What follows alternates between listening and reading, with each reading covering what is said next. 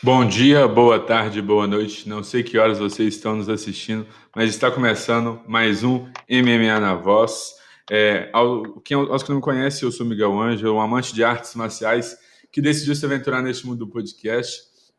E hoje, no episódio de número 65, tenho a honra de receber Marcelo Zulu, que é um cara que já passou por tudo, BBB, No Limite, participou da seleção olímpica de wrestling, agora é treinador de MMA. E aí, Zulu, tudo certo? Opa, tudo certo, Miguel? Miguel, entramos aqui ao vivo aqui agora. A minha câmera deu uma travada. Confere se meu som, se minha imagem tá legal. Que você deu uma congelada aqui para mim. Eu dei uma congelada pra você? Pra mim aqui tá tudo de boa, cara. Opa, Tá de boa. voltou. Voltou Voltou, agora. Tá se voltou. mexendo, Show de tá se bola. mexendo. Então, fala, galera. Eu tô aqui em Las Vegas aqui. Meu atleta vai lutar o The Contender Series. Então, enquanto aí no Brasil já é de tarde, aqui tá de manhã ainda. Opa, não, já são 1 hora da tarde aqui. É Então isso que eu falava. aqui já é Já de tarde.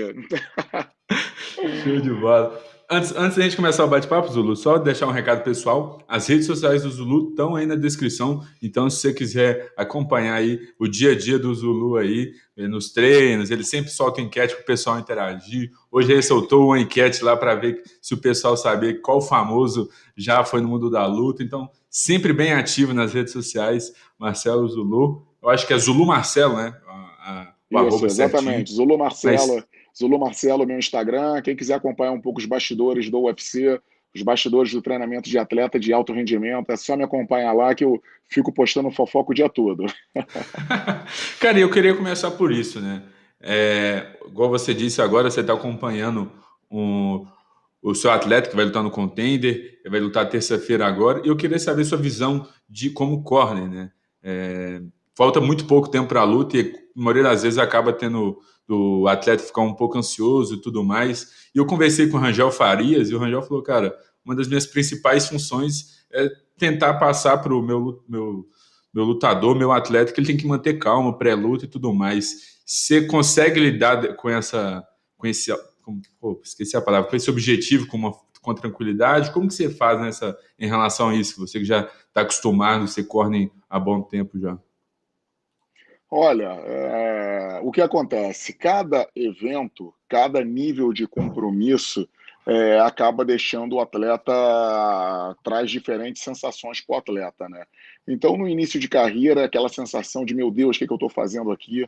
Quando chega a certo ponto que ele já tem certeza do que está fazendo, chega a hora de trocar de nível, de realmente ser contratado por um evento grande e estabelecer sua carreira. O Contender Series é algo completamente diferente, porque é o sonho do atleta sendo realizado nessa luta. Ah, aqui, o atleta vai estar lutando para disputar o contrato com o UFC. Então, o UFC é o maior evento do mundo, é onde realmente a galera ganha dinheiro, faz fama, etc. É o sonho de todo lutador de MMA, é seguir uma carreira vitoriosa dentro do UFC. Então, imagina, e não adianta só você chegar e vencer a luta, porque o Dana White, o CEO do UFC, ele está pessoalmente escolhendo quem entra e quem não entra, quem ganha esse contrato. Então, não basta só vencer, tem que dar um show. Então, você lutar daquela forma burocrática, tal, venci, foi por pontos, etc., não, não vai garantir, não, isso não vai te garantir o contrato com o UFC. O que eles têm que fazer ali é dar o seu melhor, é dar show. Não é uma luta normal, é uma experiência completamente diferente. Então, todo atleta fica ali mais tenso, fica nervoso, mesmo vencendo, não sabe se vai ser contratado. E, pô, então a gente tem que fazer um trabalho aqui com o atleta para ele se acalmar e poder render 100% dele. Chegar lá dentro e fazer o seu melhor. Não tentar não tentar segurar a luta, não tentar vencer por pontos, simplesmente ir para decidir do início ao fim. Complicado, complicado.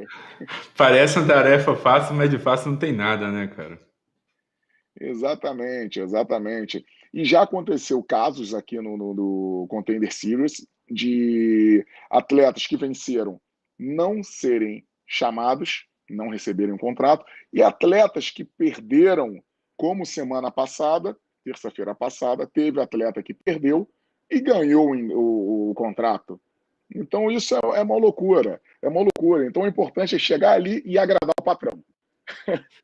Cara, é uma situação muito difícil, né? Muitos lutadores se encontram, tipo, é realmente um momento de muita pressão ali pro lutador, né? É, sempre todos que eu conversei, eu perguntei, pô, cara, como tá a sua cabeça hoje, né? Eu sei que tem um tempo ainda, mas, pô, como você tá se sentindo, tá se preparando pra ansiedade e tudo mais? Que, na minha opinião, assim, acaba sendo uma pressão que realmente ali tá valendo um contrato, né? Quando é a luta de estreia, o cara já realizou o sonho de estar no UFC ali, tá fazendo a estreia. Então, tipo, eu, pelo menos, sentado aqui no meu sofá, vejo como uma luta com menos pressão, né? Quando é uma estreia, não pelo contender, aí sim é uma pressão muito grande, né? E, pô, você acabou sendo corner do Bufa, né? E em questão, assim, de estrutura, de como que é a parte interna ali para o contender, tem alguma diferença para as lutas normais do UFC, porque você já teve com a Josiane, ou é a mesma coisa, o mesmo procedimento, tudo? Putz, então, sua pergunta é bem abrangente, então vamos ponto a ponto ali. Primeiro, a estrutura que a gente recebe aqui no UFC é completamente diferente. Completamente diferente. Então, se você pegar um atleta do UFC, o tratamento é completamente diferente. Aqui, no Contender, simplesmente você é tratado como, sei lá, você não é um UFC fighter ainda. Eles deixam bem Então, claro. então aquela é, você ter direito a ir no PI, acompanhamento médico, acompanhamento de nutricionista, várias regalias, alimentação, várias regalias que o atleta do UFC recebe durante a estada pré-luta, não acontece. Simplesmente a gente está no hotel e tá no hotel, tem ali nossa área de treino e cada um que se vire. Se quiser, vai lá e pesa. Então, essa estrutura já é completamente diferente. Isso é até interessante, porque eu acho que deixa a galera com mais vontade. Porque quando vê realmente o poder do UFC, eu acho que a galera fica com mais vontade de chegar lá. Nós estamos dividindo aqui o hotel com os atletas que vão lutar amanhã. Então, o Darren Till vai fazer a principal com o Bronson, né? Acho que é isso, o negão bolado lá. Isso mesmo, Vai Derek fazer Brunson. isso, vai fazer a principal, então nós estamos dividindo hotel com eles. Mas, por exemplo, tem a pesagem deles, então tem um cheque na balança. Então a gente não pode usar a balança porque eles vai estar aqui no hotel, a balança vai estar exclusiva para eles. Água. Mandaram a gente se vira com a água aí. Então você passa na recepção, tem galões e galões de água. Fala, não, não. Isso aqui são para os atletas. Então a gente tem que andar um pouco mais para ir até o ginásio para poder pegar água. Então o tratamento é completamente diferente. Mas deixe-se bem claro que é um tratamento ótimo. Que quando você é atleta do UFC, é outro nível. Por isso que eu falo que, apesar de ótimos lutadores em outros eventos, em outras, tipo Bellator, etc., apesar disso, eu duvido que nos próximos 10 anos, algum evento bata realmente de frente com o UFC. Você vai falar assim, lutar lá é a mesma coisa. Não, não. Isso pegando em geral, né? Desde o atleta iniciante até o popstar. Então, aqui é porque o tratamento que eles dão, a estrutura que eles cedem é realmente absurda. Então, quando a gente chegou aqui, como que funciona o Contender?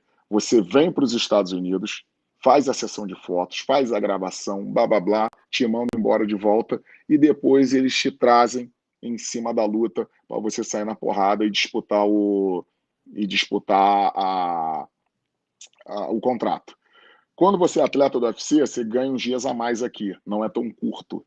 Não é tão curto. O caso do Simon, do meu atleta, foi um caso especial, porque estava tendo algumas complicações no visto, algumas complicações aí para passagem. Então aconteceu de mandarem ele dia 21 para cá para fazer as fotos, para fazer as fotos, e deixar ele direto aqui. Oh, Então que ele está doideira. desde o dia 21 já aqui hospedado. Então, com isso, Eles agendaram para a gente. Eu já estava aqui nesse mesmo hotel com a Josiane. Então, aí a gente pôde agendar um treinamento durante semana passada no PI, que é o Instituto de Performance do UFC, que é incrível. Então a gente pôde agendar lá para ficar treinando lá, etc., porque a gente já estava aqui. Então a gente teve algumas regalias desse tipo, mas não tínhamos transporte para lá, é a gente que pega Uber e se vira e blá blá blá. Os atletas que vão lutar no mesmo dia do Simon só vão chegar amanhã. Só vão chegar amanhã. Então, dia 7. Hoje é que dia? Hoje é dia 3. Dia 3. Só vão chegar aqui dia 4. Eles chegam dia 4, para você ver como tá bem em cima. Não, fica muito em Como cima tá, mesmo. tá tudo tá muito em cima. Os atletas do UFC geralmente chegam um pouco antes. Então, no caso do Simon, como foi especial, a gente já está aqui há um bom tempo. Provavelmente dedicado com o adversário dele só amanhã, que trocou em cima da hora, também esse detalhe, com aquele atentado no Afeganistão que teve, os Estados Unidos cortou as cartas convites e a emissão de visto, então ficou impossível para o adversário dele conseguir o visto em cima da hora e acabou que tiveram que trocar adversário. Ele vai lutar com um mexicano que mora aqui nos Estados Unidos. Luta boa, luta duríssima, do mesmo nível de dificuldade do outro adversário. Então acabou que azar para um, sorte para o outro, né? Mas acontece, é uma infelicidade para o cara não conseguir o visto, porque ele fez tudo que poderia fazer, treinou, lutou, se apresentou para o UFC gostou dele, deu oportunidade, e infelizmente o destino não permitiu que ele fizesse essa luta. Lamento por ele, mas Vida que faz segue, sorte né? do outro, vida que segue. Cara, realmente porque não estava na alçada dele, né? Resolver o que aconteceu. Então, assim, é até triste. Mas, pô, gostei de saber que, assim, existe realmente uma diferença de tratamento, né? Você falou que é bem claro, é bem evidente. Tá até na parte da água, os caras, não, isso aqui é UFC. Então, isso é realmente muito interessante. Mas eu queria falar, já que você falou um pouco de problemas de viagem, de visto, queria, fazer uma conexão com a viagem da Josiane, né, cara? Que, deu um maior problema. Eu acompanhei nos stories ali no dia a dia, que teve que ficar no hotel, passou um dia no hotel e tudo aconteceu. Tirando o caso à parte um pouco, passou na sua cabeça que poderia dar muito ruim e não conseguir chegar a tempo em Las Vegas? Não, porque a gente estava indo a gente chegou bem em cima da luta, né? Mas daria tempo. O problema que começou no Brasil, começou a fazer uma sequência de problemas, porque o aeroporto que nós iríamos embarcar, Navegantes, não estava sem teto, ou seja, nenhum avião pousava nem decolava. Aí tiveram que hospedar a gente no hotel para pegar o voo do dia seguinte. Perdemos um dia. A companhia aérea só fez cagada, só atrapalhou nossa vida. Eu já estou com a documentação lá, vou devidamente processá-los por isso, porque, tipo, cara, só fizeram besteira. Foi uma situação atípica, pegou todo mundo de surpresa, e os funcionários não souberam lidar com essa situação, acabou prejudicando todos os passageiros, não só a mim, mas prejudicou quase todos os passageiros. Então, eles que se preparem para na próxima vez, vão tomar um processo aí e vamos que vamos. Chegando aqui, nós encontramos outro técnico e daí tudo fluiu. Mas perdemos um dia, né? Então, um dia de descanso, etc. Então já chega na correria. Mas a Josi não é uma atleta pesada, não é uma atleta que precisa de uma assessoria intensa na perda de peso. Então, foi esse diazinho perdido aí, não fez muita diferença. Foi tranquilo. Na hora que eu vi que aconteceu, eu falei, eu não conhecia muito a Josi, não tinha muita informação. Eu falei, se Deus quiser, ela não seja tão pesada, porque aí não acontece nenhum problema no corte de peso. Mas a Josi é um pouco mais baixo da categoria, eu falei, talvez não tenha tanta dificuldade para bater, né? Mas no final deu tudo certo, e como deu certo, né, cara? Um E como nocaute deu certo. a lá, pô, foi sensacional, cara. Tocou o toque da morte ali e a adversária caiu no chão. A luta para você correu do jeito que você imaginava? Aconteceria ali o que aconteceu? Sim, eu até estava esperando que a adversária dela tentasse em algum momento botar para baixo, mas ela aceitou a briga franca, aceitou a porradaria em pé, e isso foi uma vantagem. Nós treinamos muito essa encurtada. A galera, quando viu, se assustou, porque a Josi já é baixa para a categoria, está abaixo da média de altura da categoria. E a outra menina era uma girafa. Pô, a outra menina é muito acima da média. Então ficou tipo um filme de comédia. Você olhar assim, meu Deus, criança lutando com. Com adulto. Então, foi engraçado assim a cena, mas ela executou muito bem ali as caídas dela para alcançar o rosto da adversária, bater embaixo, o chute, foi muito bem aplicado ali o trabalho, e ela estava muito na vontade. Foi a estreia dela, ela é muito boa de cabeça, estava muito na vontade, então ali estava faltando, estava quase acabando. Numa situação normal, faltando 5 segundos de luta, você esfria a luta, vai para trás e espera o próximo round. Mas a gente continuou motivando ela para ir para cima e acabou que faltando 3 ou 4 segundos ela conseguiu conectar o de esquerda e derrubou a, e derrubou a oponente. Então foi muito legal mesmo, que ela acreditou do início ao fim.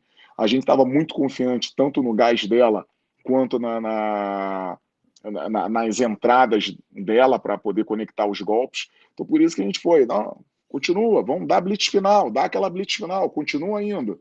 Ela tem gás para fazer aquilo durante os 15 minutos e a mão dela é pesada. Ela é pequenininha, mas ela tem a mão pesada. E ela mostrou ali da melhor forma possível, né? Pô, quem diria que ela estrearia no UFC numa luta que iria chamar a atenção por causa da diferença de altura e indo contra todas as expectativas, indo contra todo mundo que estava apostando nas lutas, ela foi lá e conseguiu um nocautão bruto, recebendo o bônus da noite. É isso que eu ia falar, né, cara? Saiu assim. Eu acho que dá uma história de filme aí, né? O Davi contra Golias, a menina grandona, ela é pequenininha. Pô, fez assim um lutão e pô, um nocautaço ali, cara, sensacional, que deu aí o prêmio de performance da noite, né? Zulu, queria mudar um pouco de parâmetro agora, mas ainda continuando um pouco no mundo da luta, eu queria conversar uma coisa que eu sempre tive para mim, sabe? Eu vejo um grande déficit de boa parte dos lutadores brasileiros o wrestling, né? Por isso que a maioria dos lutadores tem ido, sei lá, procurar academia nos Estados Unidos, o wrestling, tudo, que sempre foi uma parte que os brasileiros sofreram, né? Acaba sofrendo pressão muito na grade e tudo mais. E, pô, você dispensa comentários em relação à luta olímpica, né? Um cara totalmente com um gabarito muito bom, já foi campeão brasileiro e tudo mais, participava da seleção brasileira. Você vê um pouco disso também na situação atual dos lutadores do Brasil em questão do wrestling? Ou você acha que eu estou falando um pouco errado aí? Não, a questão é o seguinte: hoje, porque no Brasil, professores de wrestling especializados em MMA, a galera que migrou para o MMA, realmente, realmente tinham poucos. Tinham poucos, e poucos que eu estou falando tipo, sei lá, uns 20, não sei. Então, em torno do Brasil, isso é um número baixo. Então, você podia treinar wrestling, tudo, mas você treinava aquele wrestling esportivo.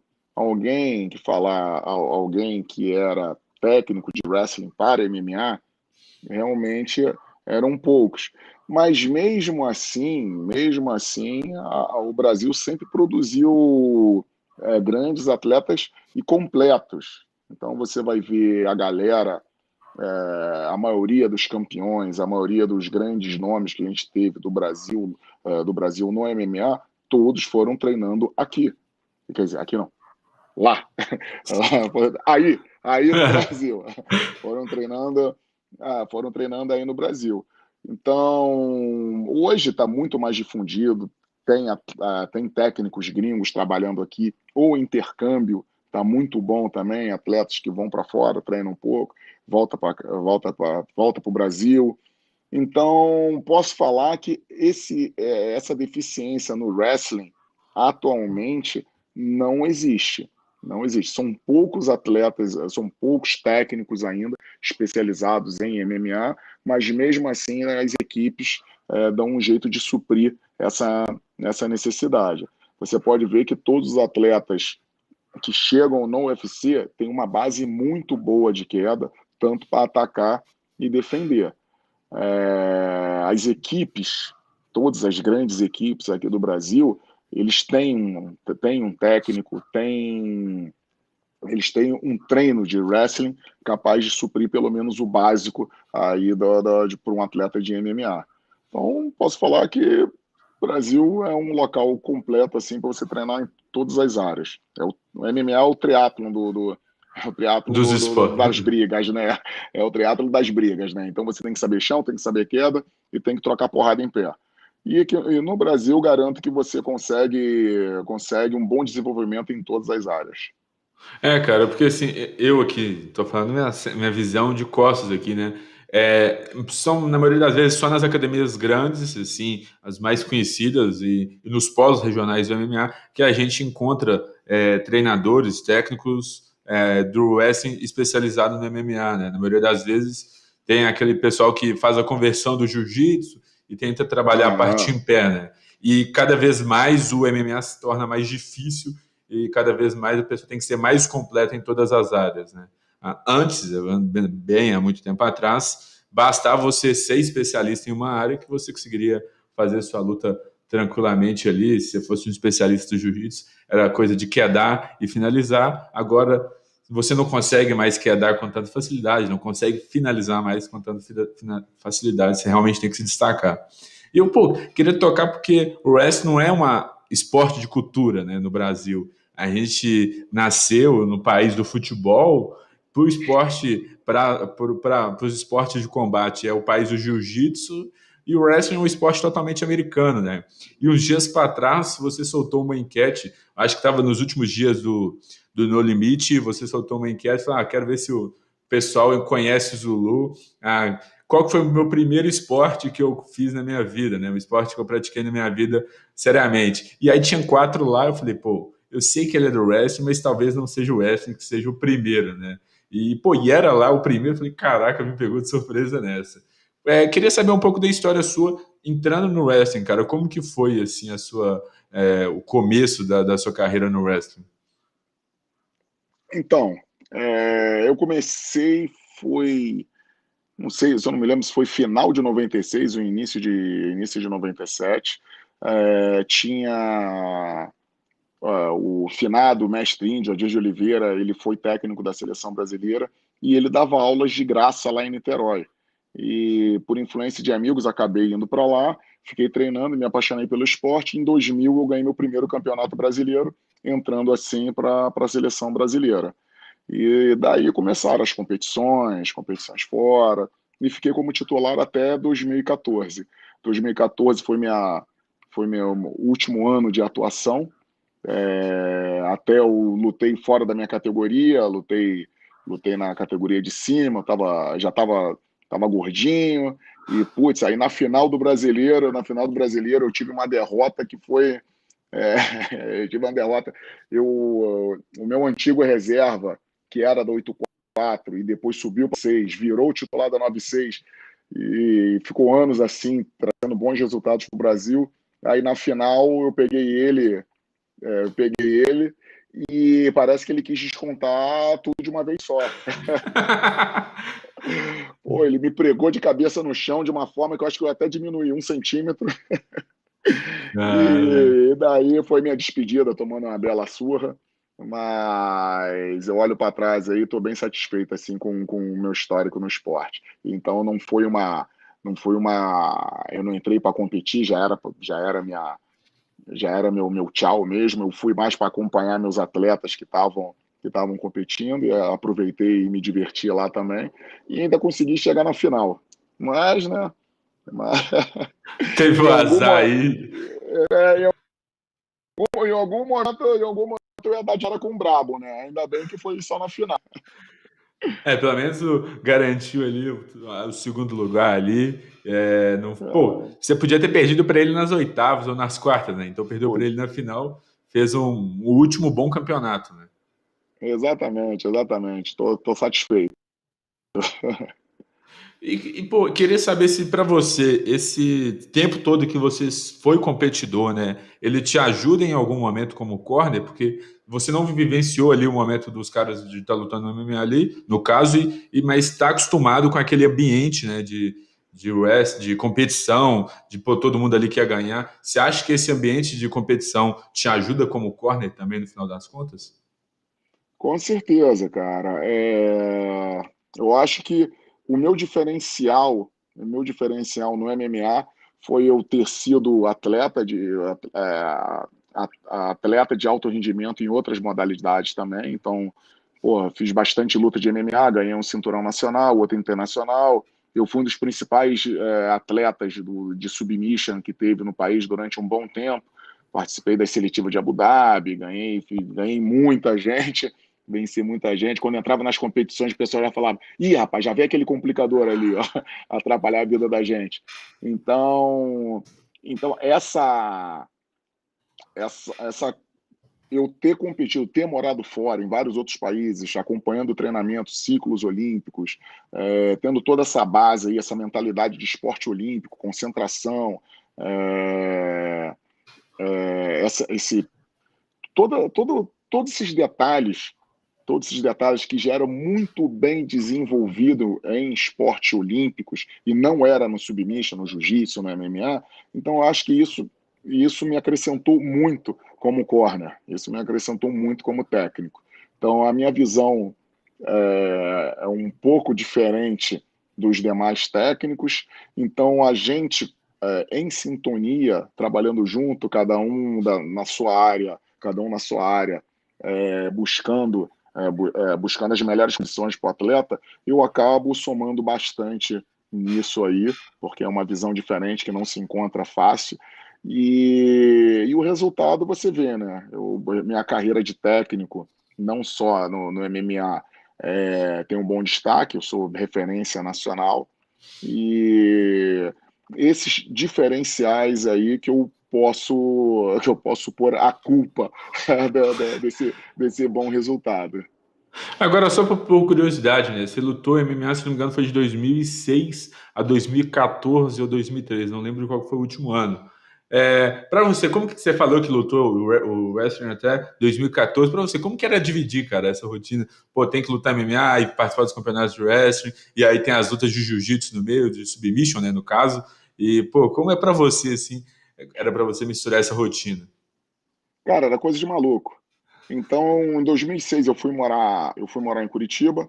Eu fui para a academia Shootbox treinar porque eu queria realmente lutar MMA. Não queria seguir carreira, eu queria lutar. E naquela época não tinha uma carreira sólida que nem existe hoje. Então, o cara que fala, eu luto MMA, eu luto na época até chamava de vale tudo, luta vale tudo, luta MMA. Que faz uma luta aqui, outra ali, mas não tem aquela carreira, não tem. Eu faço várias lutas em vários eventos diferentes.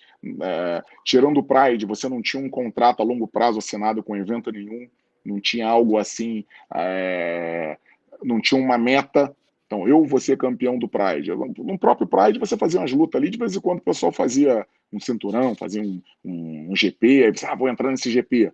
Mas só o fato ali de você estar lutando no Pride já era o suficiente, não era o cinturão. Você está ali, não, você é campeão do Pride.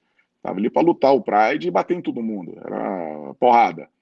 Então, com o TUF que teve no Brasil, que o UFC começou a contratar atletas do Brasil, aí sim começaram realmente as carreiras de atleta a longo prazo. Você assinar um contrato visando ser campeão, visando ter uma estabilidade dentro de algum evento.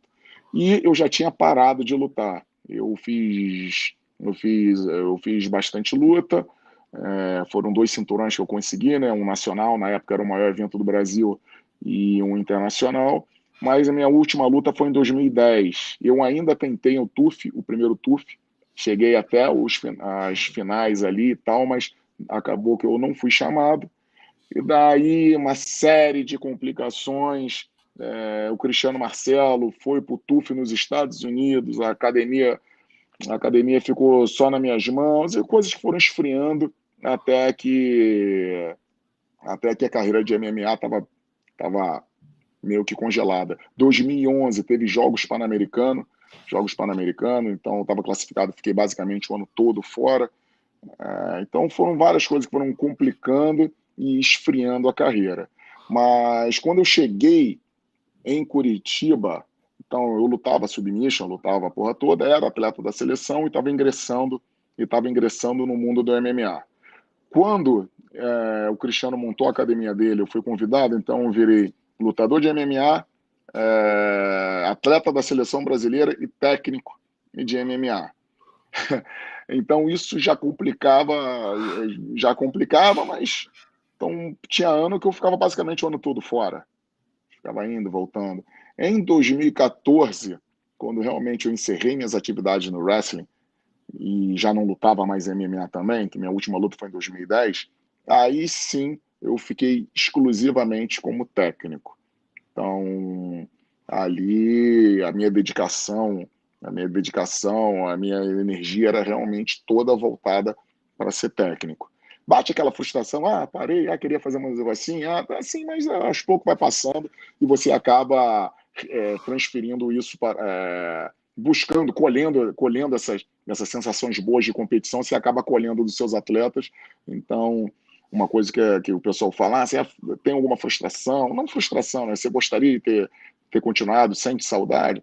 Um pouco, mas eu acho que compensa ali. Eu não parei e saí completamente do esporte, eu continuei. Então, aquelas sensações, aquele ambiente, aquela, aquela adrenalina que todo mundo adora sentir na hora da luta, eu continuo sentindo. Então, eu tô agora só como técnico, só como técnico, eu posso falar que meu desempenho tá bem melhor do que na época que eu era técnico atleta. Era faz tudo, né? Era faz tudo, era a famosa gambiarra. Vai se encaixando. Realmente a agenda naquela época para você devia ser muito complicada, né? Realmente muita coisa para fazer. Treinar para você lutar, ajudar o pessoal no treino, não uma só modalidade, então realmente era algo bem complicado e, é anormal ver algo nesse estilo, né? Alguém que, competiu nos Jogos Pan-Americanos, quase que eu falei Paralímpicos aí, os Jogos Pan-Americanos, a pessoa tem que também dar aula, treinar, então é realmente bem complicado. E, agora eu vou mudar totalmente do normal. Queria partir para o cara que é viciado em realities aí, o cara que já teve 2 participações em realities aí, BBB 4 e recentemente saiu do No Limite. Cara, para você, assim, como que é o ambiente ali do BBB 4? Naquela época o BBB estava muito em alta, né? Tinham passado poucos BBB, então realmente o pessoal queria ver como ia acontecer e tudo mais. E agora voltou, né? E nos últimos 2 anos realmente está bem grande e tudo mais. Você vê diferença no ambiente daquela época para você, assim, do que você vê quando você está vendo um BBB o mais atual? Com certeza, bem diferente. Naquela época ela era tudo mais espontâneo, era algo novo, não tinha as redes sociais, a cultura nossa aqui era um pouco diferente, o público em si, eles prestavam atenção em outras coisas. Hoje nós estamos aqui naquela cultura do cancelamento, então é complicado você conversar, falar qualquer tipo de coisa. E essa minha passagem No Limite simplesmente confrontou gerações, né? Então eu pude aprender com essa garotada nova que participou agora do Big Brother, né? Pô, o Bill estava no Big Brother desse ano, tá? Foi. Então foi uma experiência incrível assim para mim, que a gente pôde confrontar, a gente contava como é que era antigamente e tal, e blá blá blá. Cara, é completamente diferente, completamente diferente. Eu acho que pelas redes sociais, o maior culpado disso são as redes sociais.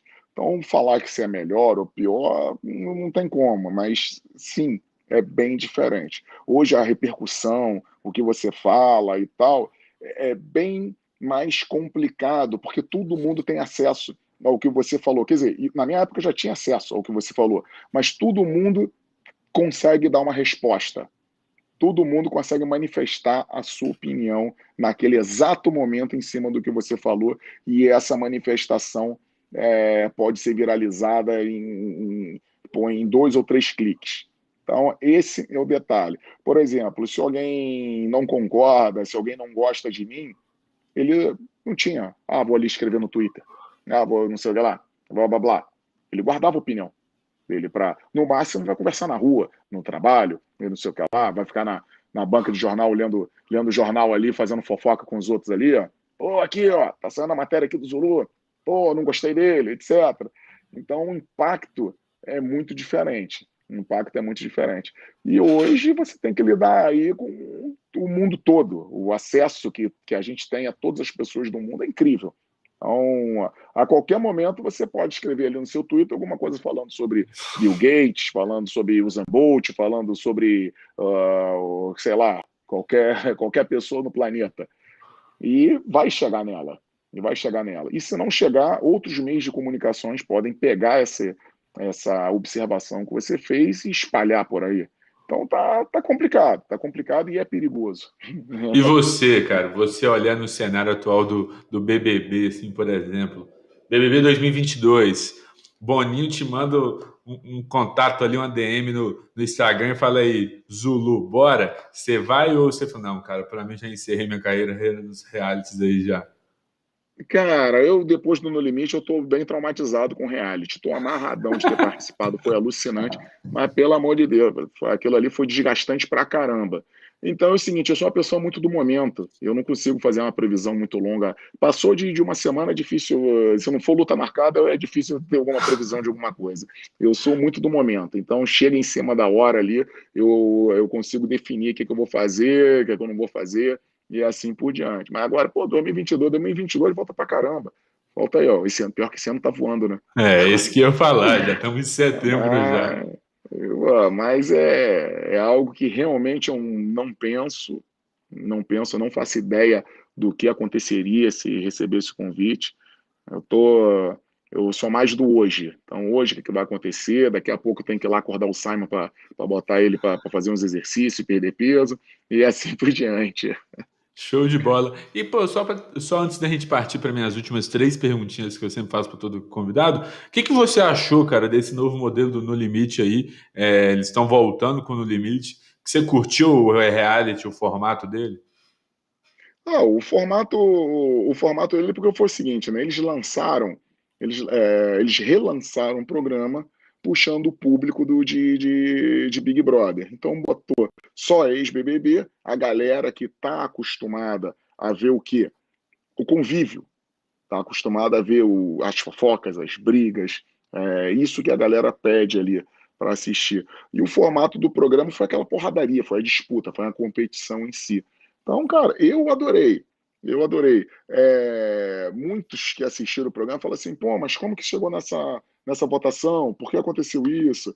E aí? Algumas perguntas dos bastidores. Como que vocês iam ao banheiro? Como que fazia isso, aquilo?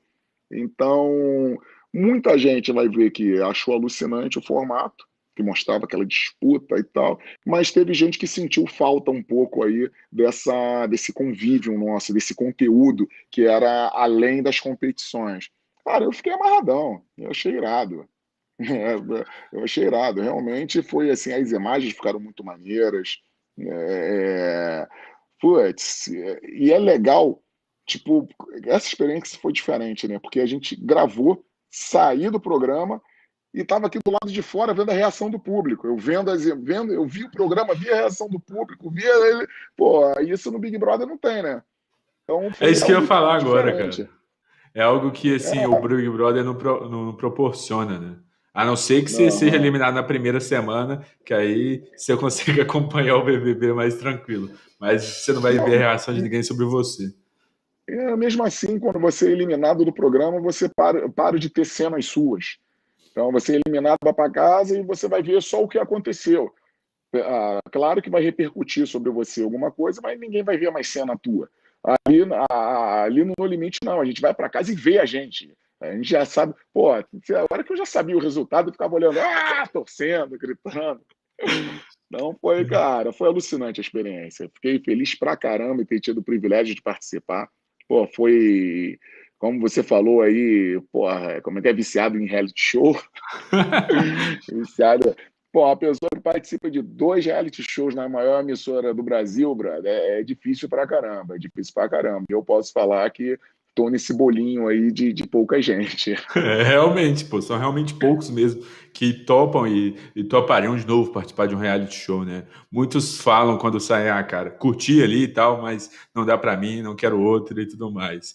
Esse aí tá na lista de. Pô, o Bill, na real, bateu recorde, né, cara? Pô, pegou um atrás do outro, pra mim, isso aí foi realmente fora do normal, cara.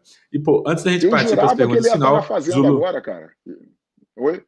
Não, se ele for pra fazenda, eu desisto, cara. Aí não Cara, tem eu jeito. Aí jurava que ele estava na Fazenda. Eu jurava, até no episódio final lá do Limite, quando a galera tava se despedindo e tal, alguém da produção virou e zoou ele. Valeu, Bill, boa sorte lá na Fazenda, hein? Ainda deu uma zoada nele. Tipo, aí, tô Mas, ligado que pô, você tá indo. Alguma cara, coisa assim, entendeu? Foi engraçado. cara, o pior que é, né, cara? Eu nunca tinha, pô, não imaginei que alguém pegaria um reality show um atrás do outro, assim, pô, nem pegar uns 6 meses de descanso aí, aproveitar um pouco, ou acostumar com a vida de famoso também, porque, pô, a maioria das pessoas que entram no BBB, no caso da Juliette, entrou sem nada, saiu com 25 milhões aí de seguidores aí, pô, outra vida, outra coisa, né? É muito doideira.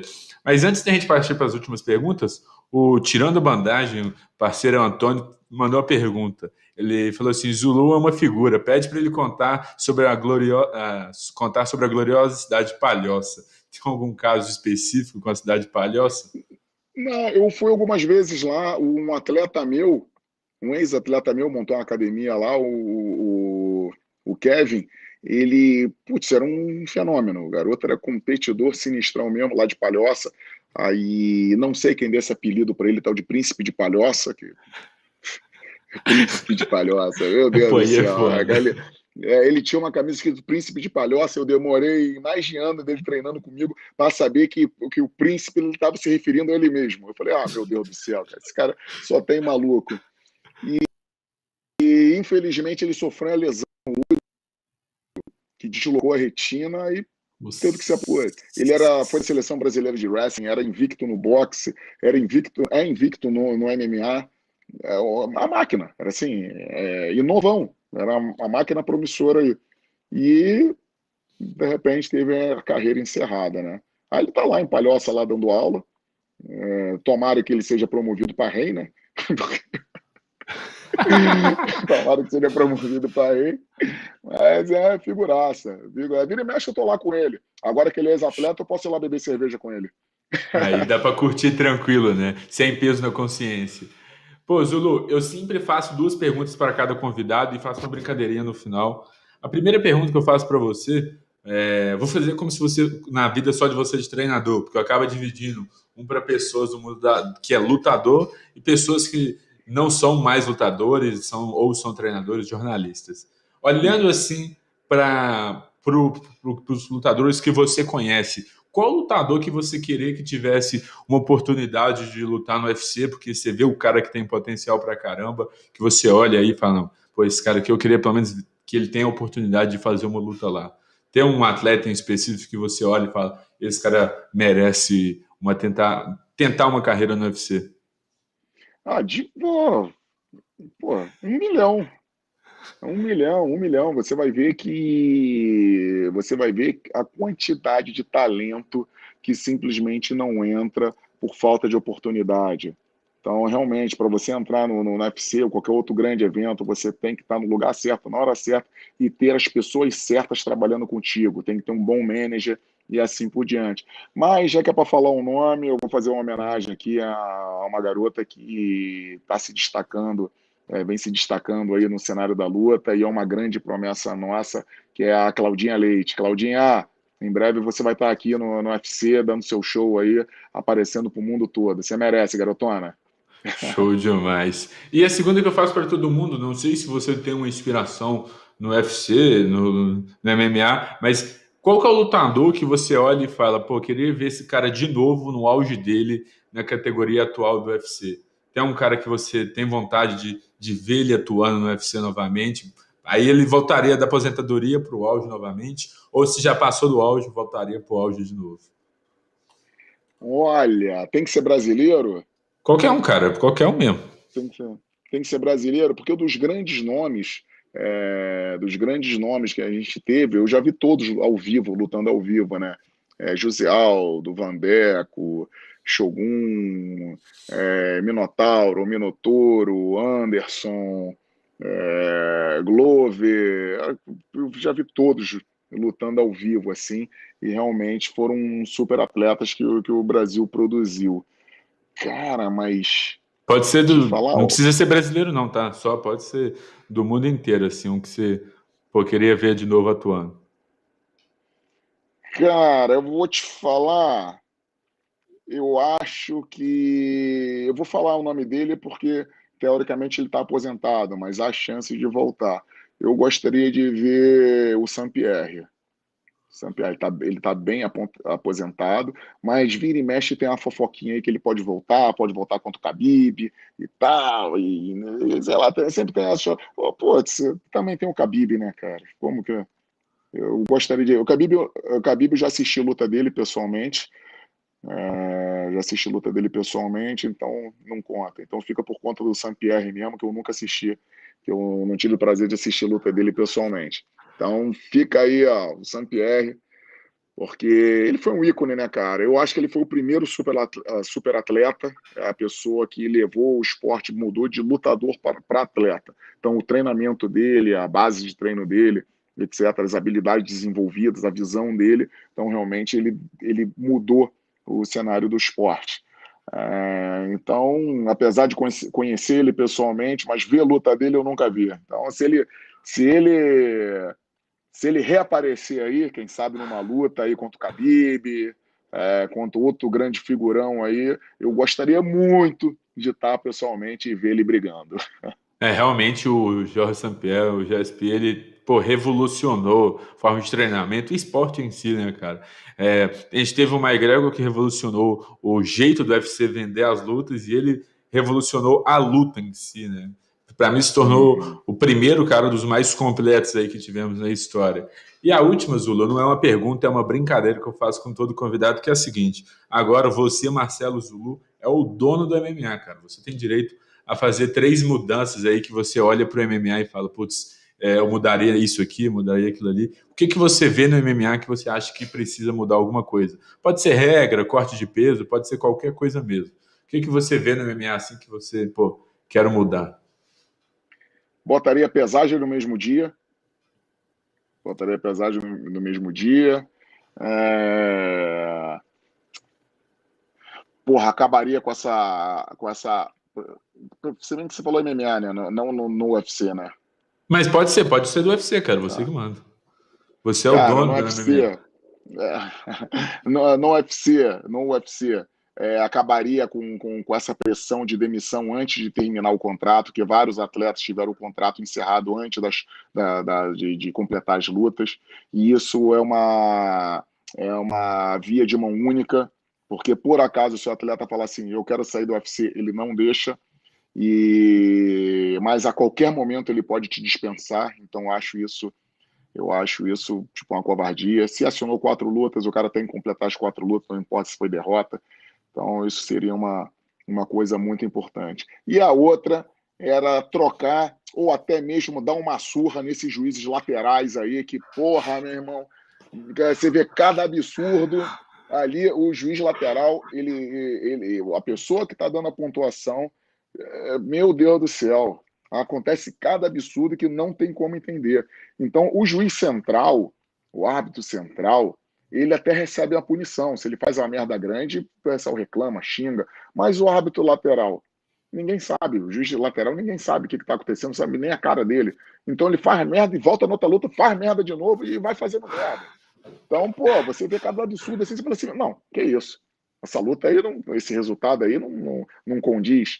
Até isso aí tá tão explícito que você vai ver que os narradores do UFC já falam assim, na minha opinião foi assim, mas vamos ver o que os juízes vão falar. Não, mas pode ser que mude. Mas pode ser que aconteça alguma coisa. Não tem como, tá muito incerto. Então, isso aí tem que ser melhor definido, porque acaba que prejudica a vida do atleta, né? Teve umas que, cara, teve umas que você fala assim, cara, meu Deus, ou eu tô doidão, aconteceu alguma coisa, eu tô doidão, ou esses juízes aí estão, porra, não assistiram a luta, assistiram outra coisa, estão conversando no WhatsApp enquanto tá rolando a luta, e ou fecharam o olho e assinalaram alguma coisa.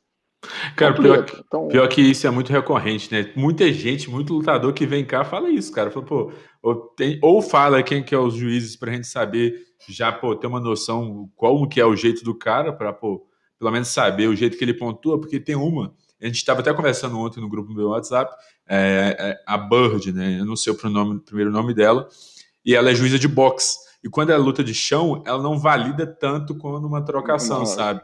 E aí ela não tem o mesmo peso para o tipo de luta, mas, pô, se a pessoa domina 5 minutos no chão, cara, ela fez um bom trabalho ali e para ela não é a mesma coisa que nada, né?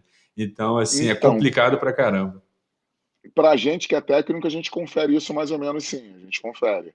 Então, se a gente vai, por exemplo, Nevada, nós estamos aqui, Nevada é a comissão de boxe, na real, que julga, a comissão de boxe, então é soco, batendo mais. Então tem essas considerações, dependendo do estado que você esteja, uma coisa pesa mais que a outra. Então isso aí é muito perigoso. Mas está basicamente no UFC. Basicamente, no UFC foi mudando, tá basicamente as comissões de boxe que estão julgando. Mesmo assim, não faz sentido. Tem as lutas que são desenvolvidas só em pé e tem resultados absurdos. Tem resultados absurdos. Então, não dá para não dá para falar que a culpa foi porque a origem do esporte. É porque o cara estava maluco mesmo, estava muito louco.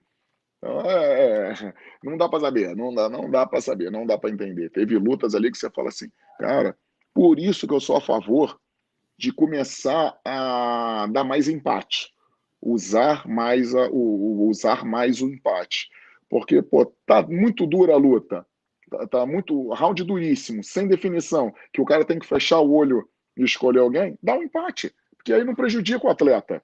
Imagina, o cara tá vindo de uma sequência de vitória, faz uma luta duríssima, o árbitro vai lá e prejudica, como eu já vi vários. E caso do Eliseu Capoeira, por exemplo, lá em Abu Dhabi. Porra, que isso, cara?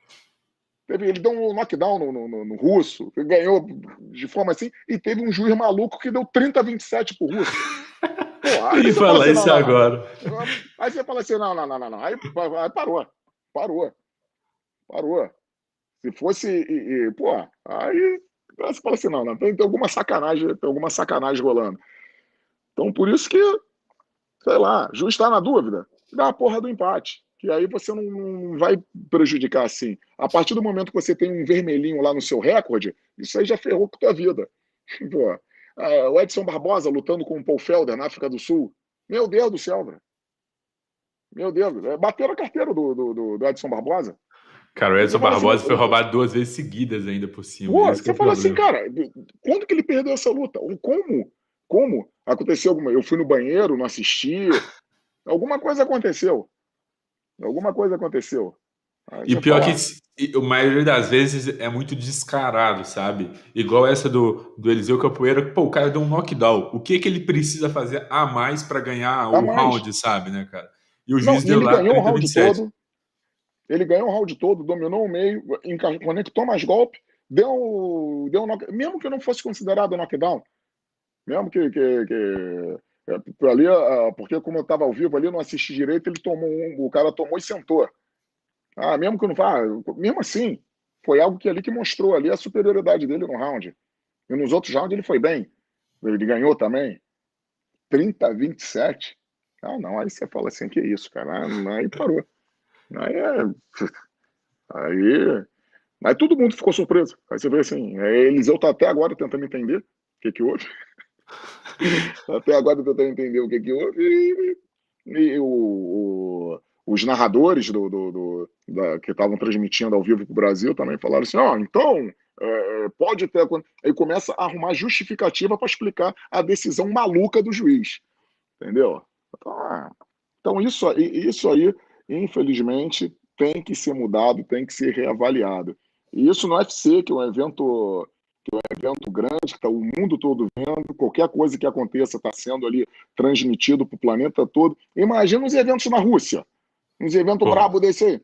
Pô, teve evento que eu fui que se você matasse, empatava. Pô, se você matar, empata. Pô, então você tem que. Não sei nem como faz para ganhar, não tinha nem como ganhar. Fala assim, meu irmão, os juízes ali, você podia finalizar, nocautear, que perdia. Se matar, aí empatou. Aí empatava a luta. Porra, então.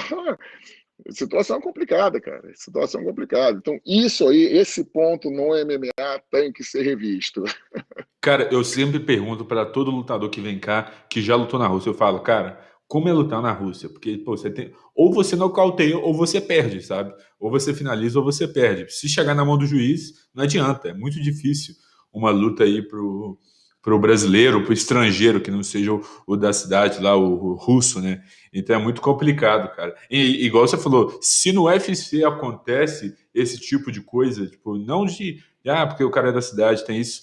Costuma ter quando é na Europa, os europeus já têm, às vezes dá uma leve roubada ali quando é na Inglaterra ali, os ingleses ganham quando é na decisão e tudo mais.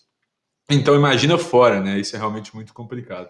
Mas o Lu, cara, eu sei que você tem um treino agora, então, pô, queria agradecer de coração aí pelo bate-papo, pelo esse tempo cedido aí, pelas histórias. Pô, quase chorei, quase não, chorei de rir aqui no final, não esperava essa, então, pô, muito obrigado de coração. E esse momento é seu, cara. Se você quiser deixar um recado pessoal, falar alguma coisa, fica à vontade.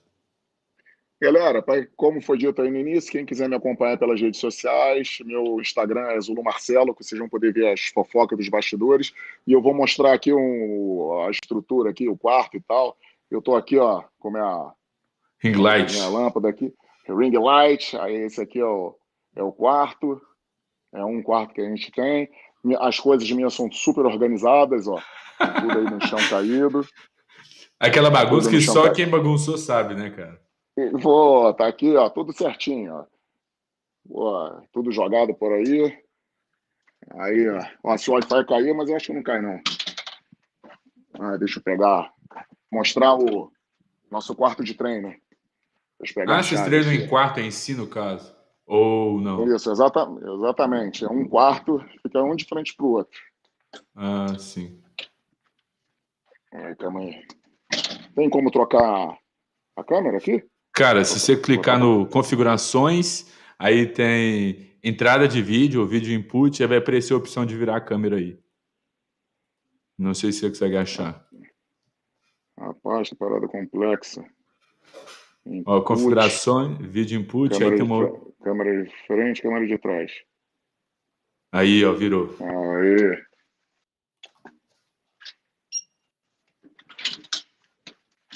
Ai, caralho. Aí, ó. Aí aqui eles montam, montam o tatame pra gente. Isso aqui é geral, é para todo mundo, Sim, todos os sim. atletas. Então, a situação é a mesma para o Darrentil, que vai disputar, vai fazer a luta principal, quanto para o contender. Aí que é o quarto que eles entulham tudo para banheiro, etc. E isso Ah, tem aqui até é a a sauna sauninha, ali. tem aqui a sauninha que eles deixam para gente para fazer a perda de peso. Pô, show de Praticamente a bola. Não galera sabia aqui. que era assim. E daí, ó, deixa eu ver um. Vai.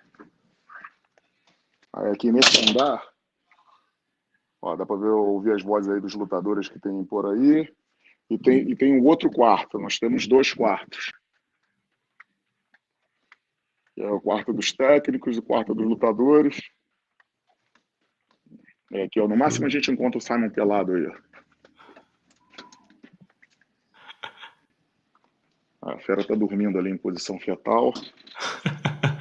Show de bola demais. Aí, Caraca. aí tem outro quarto aqui. Aí a bagunça. Essa aqui é a cota de água que ele tem que beber. Ele tem que beber só hoje. A zona na cozinha, né? Que eu que uso, é claro, né? E fechou. Show Aí, ó, demais. mais zona. Pô, isso aqui tá. Isso aqui é uma zona completa. Então, e daí, como a gente está em quarentena, a gente não pode sair. Eu tenho um crachá. Rapaz, que invadiram meu quarto lá. Eu tenho um crachá que mostra que eu fiz os testes e daí eu posso rodar só aqui dentro. Aí chega ali, por exemplo, eu tô sem crachá aqui. Hey, Roger, what's up? Oh, water? Yeah, thank you. We really need... Okay, thank you very much. Aí, ó, conseguiu uma águazinha. Falei, estamos recebendo água, porra. Eu queimando minha língua. E daí ali fora tem. Aí ali fora na recepção tem a balança oficial, tem algumas paradas ali, que eu não posso chegar ali porque eu tô sem crachá, o crachá tá jogado em algum lugar ali. E a gente não pode receber ninguém, não pode sair. A partir do momento que fez o check-in aqui, nós viramos escravos, estamos presos. Então, Poxa. eu acho que dá para. Acho que daqui dá para ver.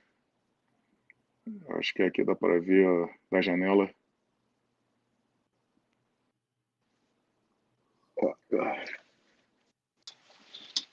Aí é a parte de fora do hotel. Nem um banhozinho de sol? Tem uma quadra poliesportiva, tem um Uhum. piscinão, tem umas paradas ali. Mas essa Dá estrutura para se vocês podem usar, divertir. no caso? Podemos usar, podemos usar. Ah, tá. Mas Entendi. aí, como eu sou uma pessoa muito organizada, né? O meu crachá tá no meio de uma porra, tem que procurar. Show de Aí, bola. por enquanto, fico preso aqui dentro mesmo e fechou. Então, Pô, demorou, meu Zulu, irmão. cara. Obrigadão. Obrigado de coração mesmo pelo bate-papo, cara. Pô, boa luta para vocês aí, boa corte de peso para vocês, que dê tudo certo. Muito obrigado mesmo. Que isso, eu que agradeço. Tamo junto, irmão. Valeu. Valeu, rapaziada.